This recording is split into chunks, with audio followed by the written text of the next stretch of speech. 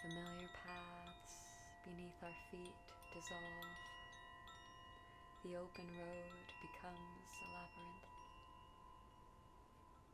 This is the true nature of a crisis. A crisis shatters our familiar maps, forcing us through arduous trials toward deeper truth and transformation. A labyrinth is so much more than a trap.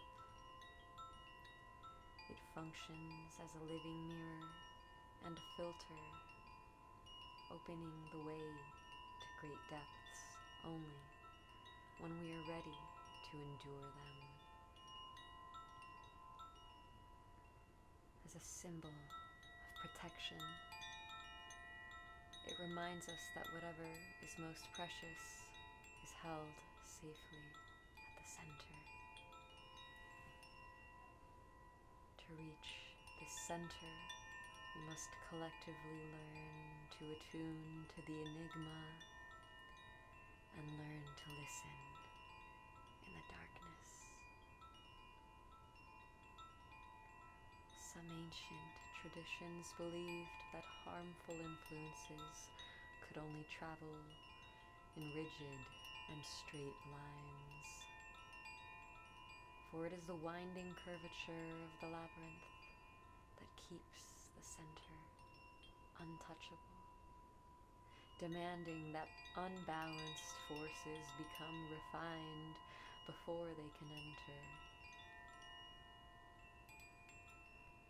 To inhabit these terrifying turns is to enter the incubator of our next evolution, where we step out of the fog of acceleration and into mature clarity. Choosing the labyrinth is how we endure, for it does not ask us to conquer an enemy in the dark. It asks us to face the mirror of our own collective shadows. It is an empty space waiting to be illuminated by the wisdom of our actions.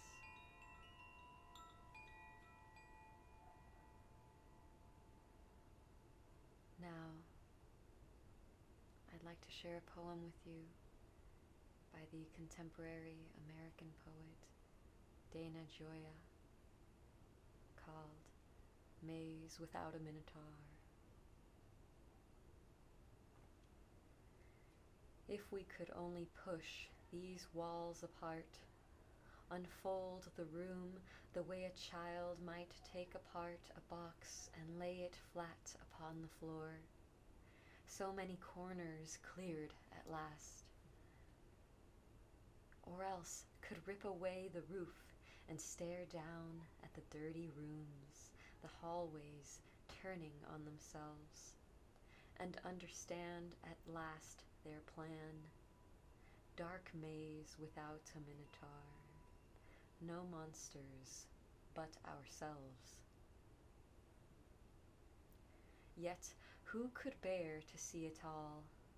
The slow descending spirals of the dust against the spotted window pane, the sunlight on the yellow lace, the hoarded wine turned dark and sour, the photographs, the letters, all the crowded closets of the heart. One wants to turn away and cry for fire to break out on the stairs and raze each suffocating room. But the walls stay. The roof remains strong and immovable, and we can only pray that if these rooms have memories, they are not ours.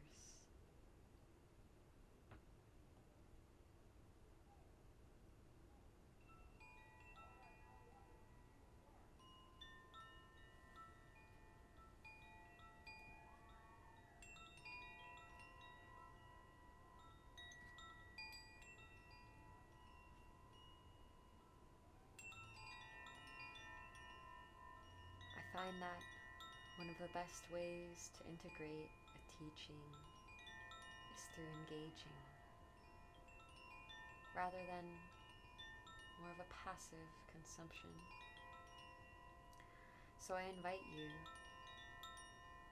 to share with somebody in words or in a digital text format. Simply share how the symbol of the winding maze is reflected in your own journey, whether past or present.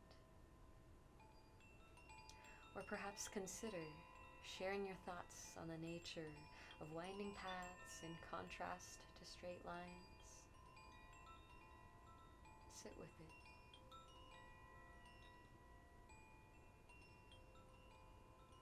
I wish you the best integration of these living symbols into your own psyche and community reflecting through dialogue. Until next time.